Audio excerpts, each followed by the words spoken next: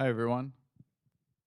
Thanks for joining me on a Sunday afternoon. I was going to make the joke that they say the best for last, but I'm sure that'd be overused.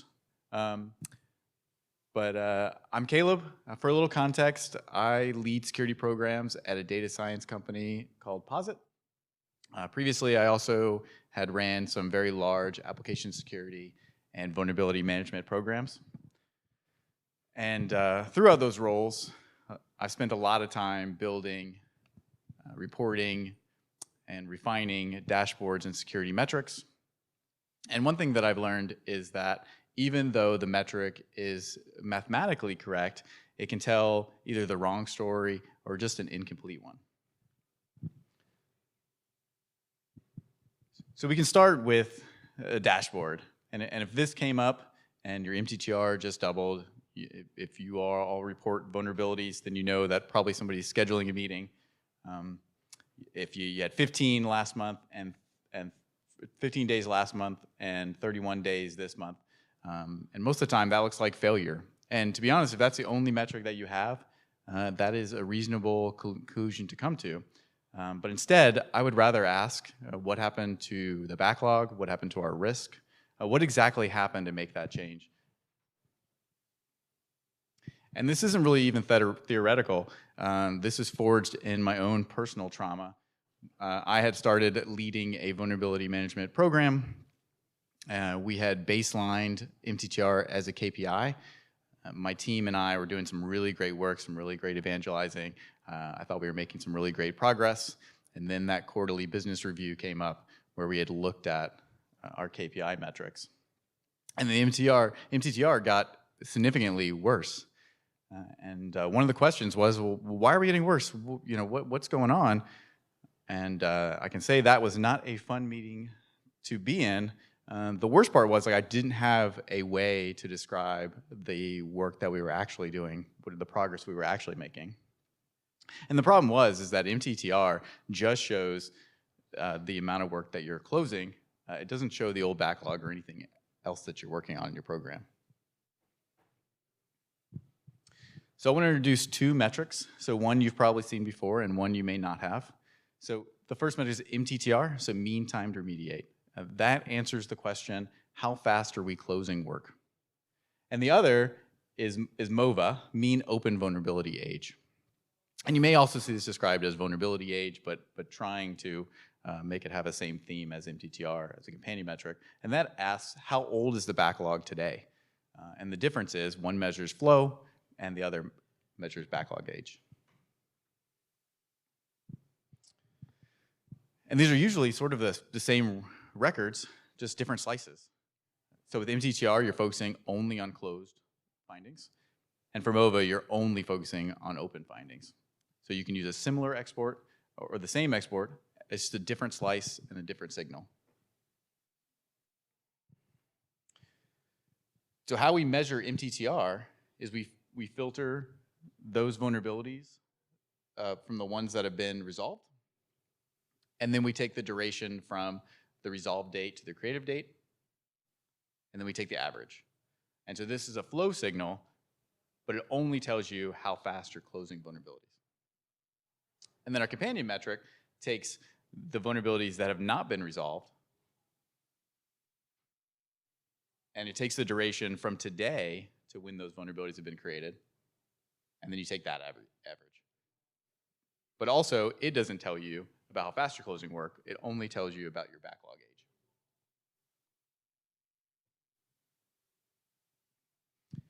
And one of the important things is you already have this data, so you don't need a new platform. They use the same sort of records, they use a same export. We'll never get away from CVSS exports, so you can still use those as long as you have, you know, the created date, the resolved date, those other sort of fields that you usually use. And just reminder that MOVA comes from open findings. And another key takeaway of this is when you do MTTR, older tails, so vulnerabilities have been open for a very long time, sometimes hide in the averages, right? So usually we have a lot of vulnerabilities that have been opened recently, and we have a smaller long tail. When you average those together, you actually miss a lot of that context.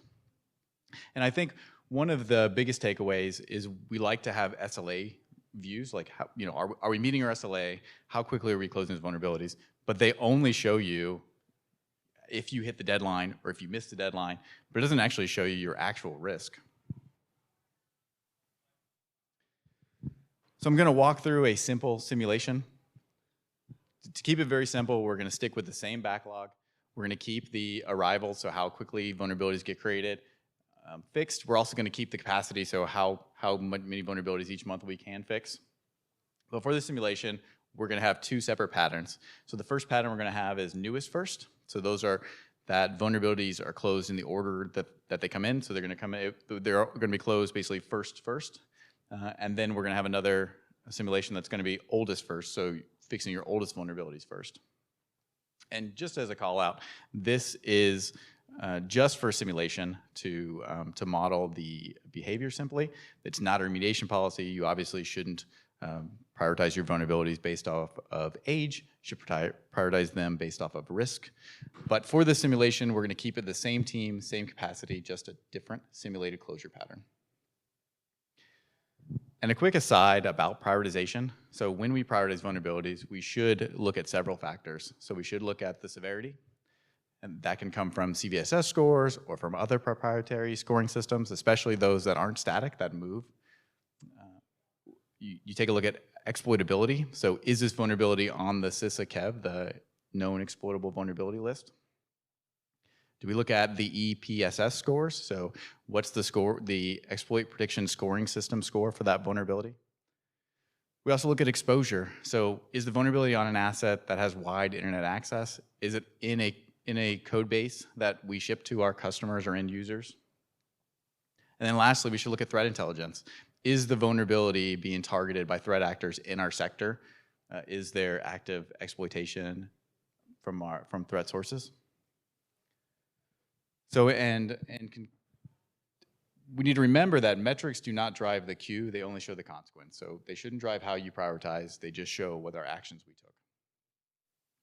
And so using our simple simulation, as you can see, MTTR is always going to be favorable to when we close the newest vulnerabilities first. And also a thing to note is that MTTR is usually windowed, or almost always windowed, meaning that we're going to take that metric based off of is it a month time period, is it a quarter, is it a year? And MOVA, the companion metric, does the exact opposite. So it is going to favor when we fix the oldest vulnerabilities first. And as you can see, you actually have a much drastic spike of that tail where those older vulnerabilities are never being addressed. And the difference between MOVA is that it's not windowed. So that does require a little bit of analysis work where you capture that metric on a rotating basis because it shows what's actively open at that time. And that kind of comes down to the basis of the talk is that there's an MTTR paradox, which means that MTTR can rise even when the backlog age is falling. Even when we're doing really great work, that metric does not reflect that. So a good example of this is if you have only MTTR as a metric on your dashboard, what you're going to show is that if you're fixing oldest first vulnerabilities, it's going to look a lot worse. And that doesn't mean that we close less vulnerabilities. These are the same amount of vulnerabilities being closed. It just depends on what's the age of the vulnerabilities that were closed at. And the same is true for MOVA. If you take just a snapshot of that, it's going to look much more favorable if you're closing older vulnerabilities. So it only has the other side of the equation. If you look at them together, this is just a recap of how those two metrics can look at the same data sets. So oldest first, MOVA is lower. Newest first, MTTR is lower. And so some of you might be thinking, like, which one should I be using? The answer is not as simple. You actually need both of them. Because they're both partial signals. They don't overlap at all, right? Because one is taking your closed vulnerabilities and one is taking your open vulnerabilities. So either metric is a misleading metric. So when you show both of them, on the same dashboard, even without knowing what the prioritization was, you can pick up those signals, right? So it's actually good that there's a disagreement, because that actually tells you a signal of what's actually happening in your program. So if you use both metrics, you should use them to read the system. So if your MTTR is down and your MOVA is down, that means obviously that your program is improving. And if your MTTR is up and your MOVA is down, that might be okay. That probably means you're clearing old backlog items. And if your MTTR is down and your MOVA is up, that means you're closing vulnerabilities, but there might be that old tail that's still out there. And then obviously, if both of them are up, then you have a lot of bigger problems. So what do I recommend to report? If you're going to report an MTTR, you should always report it with MOVA to see both sides of that coin. You should label them, so be very specific on like what do those both things measure. So MTTR measures flow, how quickly we're closing vulnerabilities, and MOVA covers backlog age, so what is our current risk that we're carrying. Always talk about them together, and then when you do report on MTTR, make sure you report on the window. This is sort of an opinionated slide, but I also think we should do a better job in the security community at doing data science techniques and doing a better job of defending and having repeatable metrics. So one thing that I would recommend is that you define your metrics in code. Or this can also be like a Excel formula or something like that, but something that's repeatable and defendable. I also recommend that we understand the raw data, so verifying it and looking at it. I think trends are amazing too, so don't just take a look at a snapshot. You should also see like where that has driven from.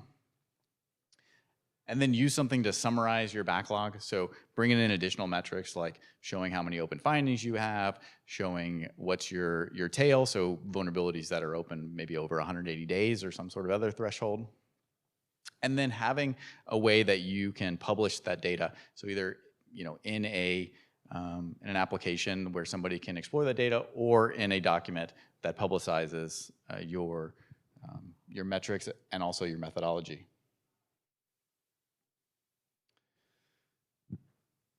And so this is really a simple policy. So track MTTR and MOVA, so review both together in the same view. Also just remember that none of the metrics drive the queue. And metrics verify decisions, but they do not decide them. So in conclusion, read the system, not just the metric. And if they disagree, the system is telling you something. So it's almost better that they do, and then you can always usually infer what is driving one of those metrics. And that's the end.